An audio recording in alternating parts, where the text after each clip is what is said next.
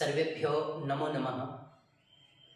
हम सब जयपाल शास्त्री संस्कृत चैनल में उपस्थित हैं। सभी बीए प्रथम वर्ष के विद्यार्थियों के लिए मैं कहना चाहूँगा कि आप हमारे संस्कृत यूट्यूब चैनल जयपाल शास्त्री को सब्सक्राइब जरूर करें। हमारे प्रथम वर्ष का जो पाठ्यक्रम है उसमें भर्तृहरि द्वारा लिखित नीति शतक लगाया गया है, जिसमें 1 से लेकर के 50 श्लोक तक हमारे पाठ्यक्रम में निर्धारित किए गए हैं। भर्तृहरि ने त्रिशतकम लिखा है, जिसमें 3 शतक हैं, वैराग्य शतकम, नीति शतकम और आपका ये जो श्रृंगार शतकम है।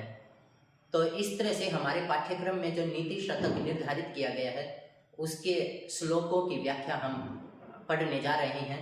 मैं आशा करता हूँ कि बीए प्रथम वर्ष के जितने भी विद्यार्थी हैं वो इन YouTube चैनल के माध्यम से इन वीडियो को सुनकर लाभ जरूर ग्रहण करेंगे। भर्तृहरि विरचितम नीति शतकम बीए प्रथम वर्ष के विद्यार्थियों हेतु नीति शतक का ये पहला श्लोक है और ये मंगलाचरण है। इसमें भर्तृहरि ने ब्रह्मा की स्तुति की गई है। जब भी कोई स्तुति की जाती है तो लेखक चाहता है कि उसके द्वारा जो प्रारंभ किया गया कार्य है वो निर्बाध गति से संपन्न हो, उसमें कोई बाधा उत्पन्न ना हो। तो इसलिए भर्तृहरि ब्रह्मा की स्तुति करते हुए कहते हैं, दिक् कालात्यनवच्छिन्ना ननन्त चिन्मात्र मूर्तये स्वानुभूतेकमानाय नमः शांताय तेजसे।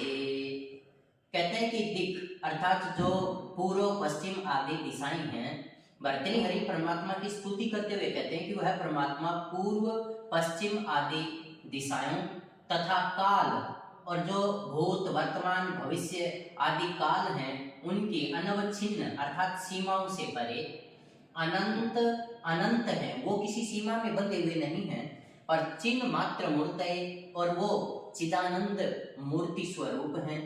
स्व अनुभूत्य एकमानाय और ज्ञानी लोगों के द्वारा अपनी ही अनुभूति से जानने योग्य हैं। किसी दूसरे के द्वारा बताने पर वह पहचान में नहीं आते, जाने नहीं जाते, बल्कि आत्म अनुभूति से जो जाने जाते हैं।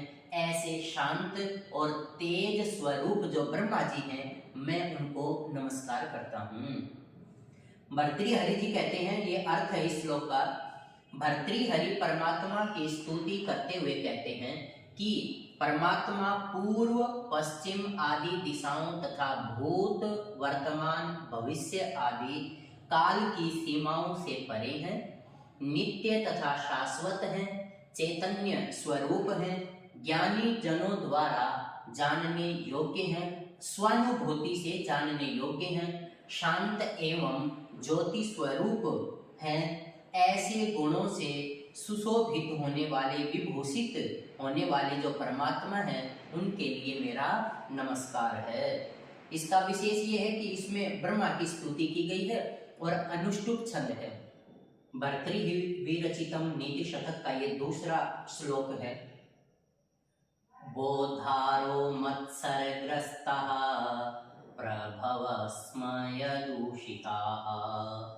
अबोधोपहतश्चान्ये जीर्णमन्ये सुभाषितम्।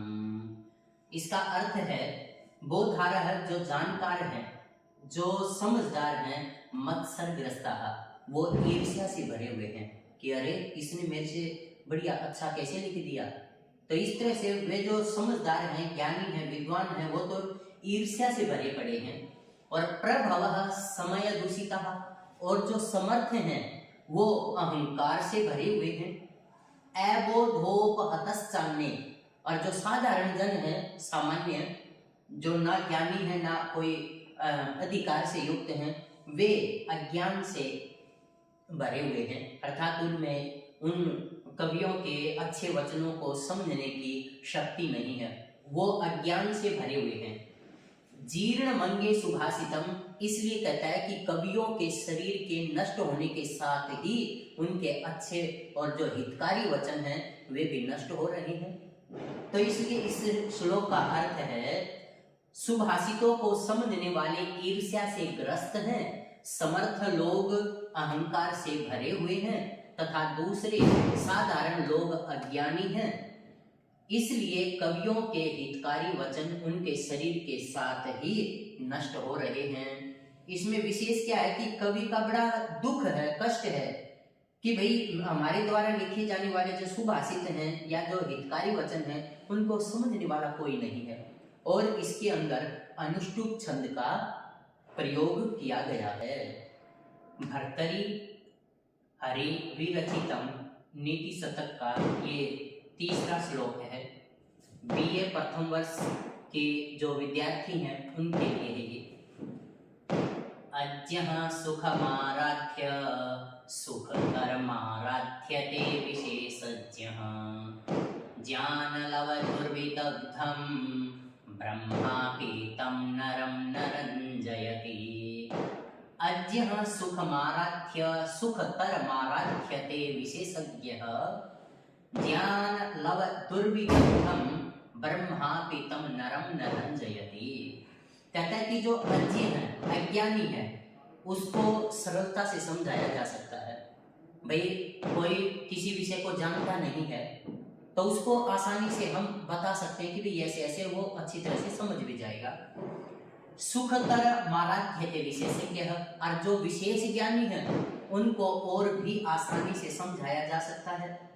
परंतु ज्ञान लव दुर्विदग्धम, लेकिन जिसको अध कचरा ज्ञान है, आधा अधूरा है, उसको तो ब्रह्मा भी आकर उस मनुष्य को प्रसन्न नहीं कर सकते। तो इसलिए कहता है, इसका अर्थ है कि अज्ञानी को सरलता से प्रसन्न किया जा सकता है, विशेष ज्ञानी को और अधिक आसानी से प्रसन्न संतुष्ट किया जा सकता है, परंतु आधे अधूरे ज्ञान वाले को तो ब्रह्मा भी आकर प्रसन्न नहीं कर सकता। इसमें विशेष क्या है? इसमें आधे अधूरे ज्ञान के विषय में बताया है, आर्या छंद का प्रयोग किया गया है। भर्तरी हरि विरचितम नीति शतक का ये चतुर्थ श्लोक है। प्रसह्य मणिमुद्धरेण मकर वक्त्र दंष्ट्रांतरात् समुद्रमपि संतरेत् प्रचलत् ऊर्मिमालाकुलं भुजंगम अपि कोपितं शिरसि पुष्पवद्धारयेत् न तु प्रतिनिविष्ट मूर्ख जन चित्त माराधयेत्। इसके अंदर कहता है कि बलपूर्वक आप जो मकर हैं, मगरमच्छ हैं, उनकी जो दाढ़ है, उसका जो जबाड़ा है, उससे आप मणि को भी ले आए। समुद्र में जो बड़ी चंचल उठने वाली जो तरंगे हैं, उनको भी आप चाहे पार कर लें। क्रोधित जो सांप है, उसको चाहे आप फूल के समान अपने गले में धारण कर लें, परंतु जो हठी और मूर्ख व्यक्ति है, चित्त वाला व्यक्ति है, उसको प्रसन्नचित करने का प्रयास ना करें। अर्थात आप कितना भी उसे समझाएंगे, उसकी समझ में आएगा ही नहीं। तो इसलिए कहता है कि कुछ भी कर लेना, लेकिन मूर्ख व्यक्ति को समझाने का कभी प्रयास मत करना। तो इसका भर्तृहरि ने क्या अर्थ बतलाया है? मनुष्य चाहे मगरमच्छ के मुख में स्थित दाढ़ों के बीच से रत्न को बलपूर्वक निकाल ले, भले ही चंचल लहरों की अत्यधिकता से व्याप्त समुद्र को भी पार कर ले, चाहे क्रोधित सांप को भी फूल के समान सिर पर धारण कर ले, परंतु हठी और मूर्ख व्यक्ति के मन को प्रसन्नचित करने का प्रयास ना करे। आप उसको कितना भी समझाएंगे, समझेगा नहीं। विशेष क्या है इसमें? हठी मूर्ख व्यक्ति को संतुष्ट नहीं किया जा सकता, भर्तृहरि ने बतलाया, और इसमें पृथ्वी छंद का प्रयोग हुआ है।